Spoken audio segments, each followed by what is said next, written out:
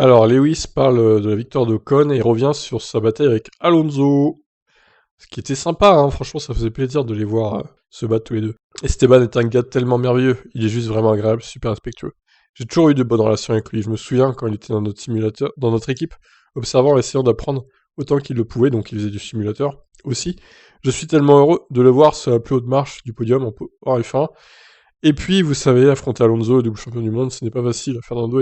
N'est pas un pilote facile à battre, donc ça en dit long sur ses qualités. Je suis donc vraiment fier de lui, et je lui souhaite beaucoup plus de succès.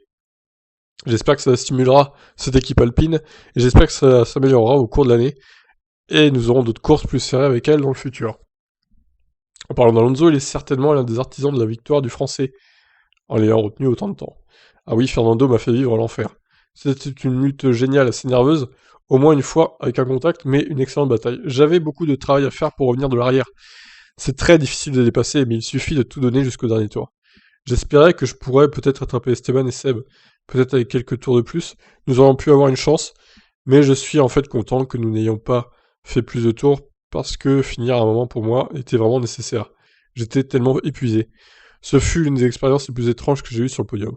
Ouais, il était vraiment dans le cirage hein, sur le podium, prêt à s'évanouir. Hamilton, c'était assez étonnant de le voir si faible. Voilà, ça se voit pas trop parce qu'il sourit, mais je suis pas sûr qu'il aurait supporté 5 ou 6 tours de plus à la vitesse où il allait. Hein.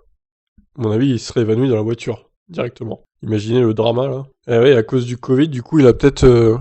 il fait peut-être un Covid long, c'est-à-dire le Covid lui a quand même bouffé un peu ses poumons, si on peut dire. Il a plus une capacité physique comme avant, quoi. Même si, bon, le commun des mortels ne pourra même pas faire ce qu'il a fait, même hors Covid, hein, donc...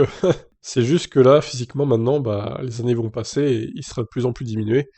Et on peut conclure que ces 2 dernières années chez Mercedes, 2022-2023, seront les dernières en Formule 1 pour Hamilton. Après, il sera plus capable de finir les courses, je pense. Voilà pour ce qu'il a dit. Bye bye.